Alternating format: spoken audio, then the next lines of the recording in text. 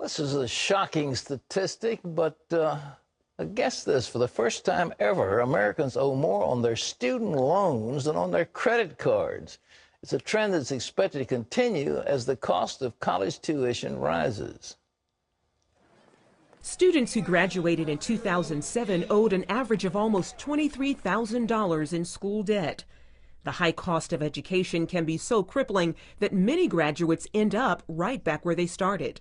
At that point, they're so poor. What do they do then? Then they move back home with mom and dad. In these cash-strapped times, college-bound students and their parents are looking for ways to pay for college without going into debt. University of Massachusetts senior and financial expert Zach Bissonette knows firsthand about thrifty approaches to education. He's even written a book about it. It's called Debt-Free You: How I Paid for an Outstanding College Education Without Loans, Scholarships, or Mooching Off My Parents. Well, please welcome to the 700 Club the author of a book called Debt-Free You, Zach Bissonette. Zach, good to have you with us. Yeah. You said, I want to quote, college tuition debt is a class con game. Why? Well, here's the biggest mistake that people make when they're going into college. All right. They trust people like financial aid officers and admissions officers to give them advice. And the most important thing that I want parents and students to remember when they're going through the college process is this: no one really cares about your financial future and your family's financial future except you. And if you listen to all these people who have an incentive to take your money, not to protect your interests, you run the risk of really hurting yourself long term. What have you found? You've been talking to college students around the country. What do they tell you? What people tell me is that they're graduating with enormous student debt loads. The average is $23,000 right now, but a lot of kids are graduating with 50 or 60. I just talked to someone the other day with $120,000. And what they're telling me is that when I graduate with this debt, it leaves me in a situation where I can't do the job I want to do. A lot of people who graduate with a lot of debt aren't able to go into careers that maybe pay less money in the beginning, like ministry or social work or teaching, because they're constrained by this student debt load. And that's tragic when people's career choices are determined by decisions they made as high school students.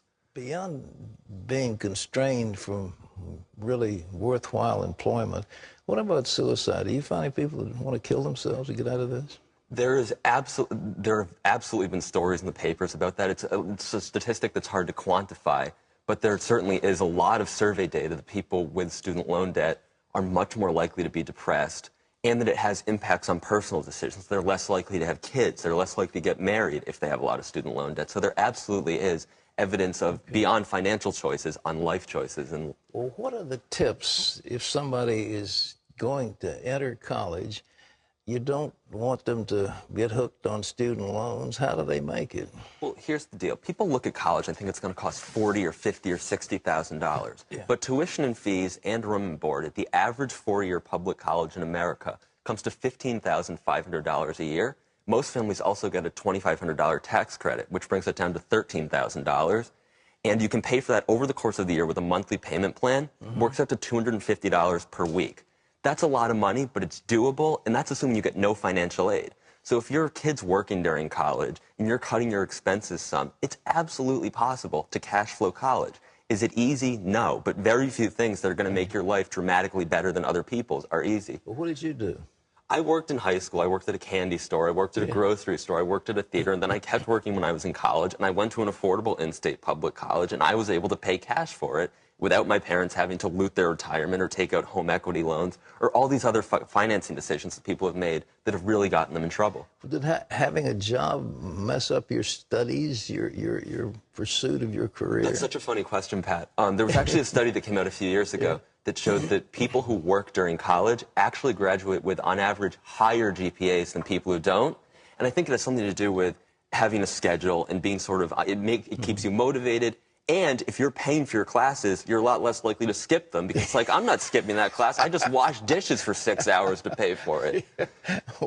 Well, what are being offered? I mean, there's a panoply of offerings in various schools. Are students taught to look for these opportunities? No, I mean, I think my concern is that a lot of parents and students, when they're looking at colleges, are not at all rigorous in the way that they're evaluating them. They look at magazines like U.S. News and World Report, which is a magazine that's designed to sell advertising, and they don't really do objective research into what they're going to get out of college, what the sort of cost-benefit analysis is, all the sort of economic stuff that you talk about on the show. Yeah. Is there such a thing, in your opinion, as good debt versus bad debt for college? Well, all debt's good if you can pay it, and all debt's bad when you can't pay it, right? And a lot of people thought, oh, my mortgage is good debt. Well, not when they repossess your house, right? Okay, So right. I think it's a myth, and student loans are one of the worst forms of debt you can have. You can't discharge them in bankruptcy, and if you don't pay them, they can garnish your Social Security for the rest of your life and your tax and everything. It's one of the worst forms of debt you can have. What about loan forgiveness, or is there any loan forgiveness? Student loan Not really. forgiveness. There's a joke that, that if you get injured, you pretty much have to be in an iron lung to get your student loans forgiven. That there are some programs for teachers and that kind of thing that people who graduate with a lot of debt should absolutely look into. But a really important thing to remember is that these programs change every couple years. I talked to people who planned on doing them and borrowed all this money and graduated and the program was gone. Do not borrow money planning to pay for it with these loan forgiveness programs. It will get you into a world of trouble. Well, would you advise people to stay away from the Harvards, Princetons, the Ivies, the expensive schools, and go to state schools? It's interesting. If you get into the really top schools, they have huge endowments and a lot of financial aid. So as a practical matter, you won't end up borrowing a lot of money to go to Harvard. Where people get into trouble with debt is the kind of schools that are a tier below that. And there was a study out of Princeton, actually, that showed that students who got into elite colleges but attended less selective colleges actually earned just as much money as people who went to elite colleges. Sure. If you're smart enough to get into an elite school, you're going to have a great career no matter where you go, and the smartest thing you can do is stay out of debt. It's called Debt Free You. Where can you get this, Zach? Any bookstore, Amazon.com. All right, Amazon. Now's the time. Students are getting ready to look for next fall. And, boy, not to have to carry a $20,000, $30,000, $40,000 student loan is a great thing. Appreciate this emphasis. It's a tremendous read for people. So, Zach Bissonette, Debt Free You. Appreciate it. Thanks so much.